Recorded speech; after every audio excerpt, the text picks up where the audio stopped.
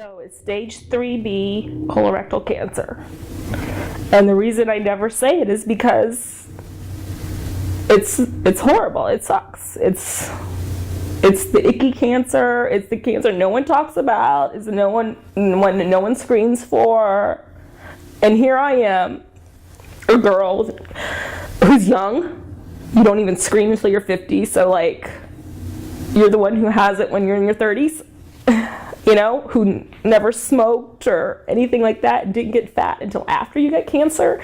And so there's all those preconceived notions. And so I always hate telling people, or when people ask what cancer you have, you know, because every time I've gone to the doctor and you go to the chemo rooms, other people, oh, do you have breast cancer? Do you have breast cancer? Everybody asks me or tell me I have breast cancer. I'm like, no, I don't. So. But there's always 2 or 3 people that have similar stories to tell, and they're a great group, great bunch.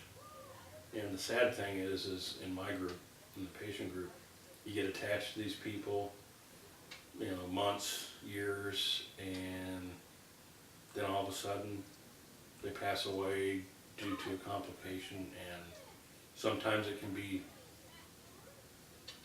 too much, or you just can't.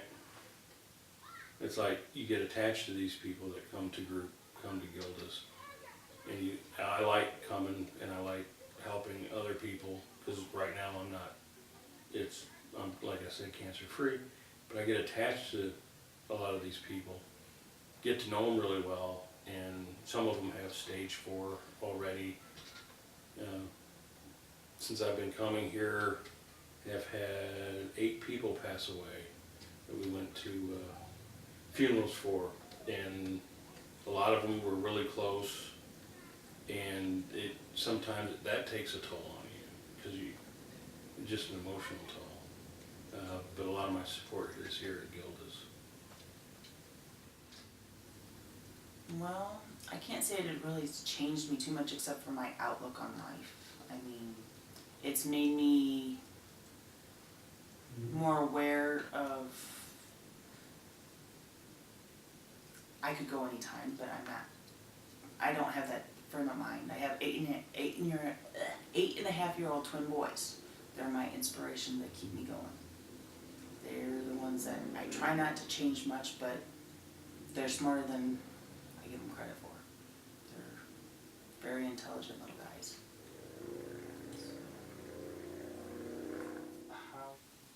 And it just scares me that I won't be there for them. So it just changed me. Like, I want to write and tell them everything now, even though they're so young, and maybe these are things you're supposed to wait to tell them when they're older. But it's like, I gotta tell them now, I gotta tell them all this stuff now, I gotta teach them all these life lessons now versus when they're a little bit older, just because what if you're not there to teach them? Now, if you were to ask me or someone in the middle of their treatment, you don't look beyond the next week. But now that for right now, after that, I can look at, you know, next month, next year, gonna be 48, retirement.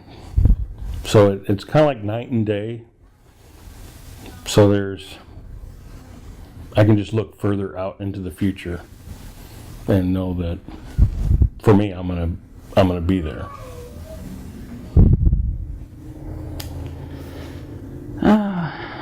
I say they look at me differently. They treat me differently. I don't feel like they see me as a different person, and I'm not a different person. I'm just the same person that I had before I had cancer, but they treat me as if they're worried that they're more worried about me, where I say, don't worry about me, I'm fine.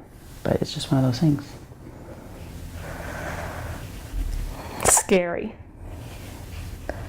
Scary, like,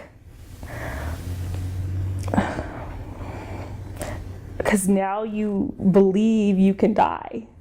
Like, before, you didn't think you were gonna die. You always, whenever I thought about dying, it was always like when you're 80, 90.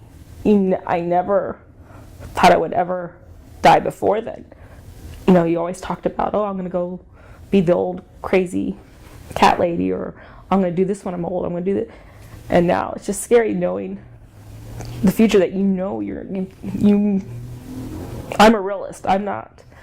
Knowing that you probably will not be here, you will not make it to 80. You know, I hope I make it to 50, or you know, so my youngest is 20 would be great, but he's only 5, so that's a long ways to go.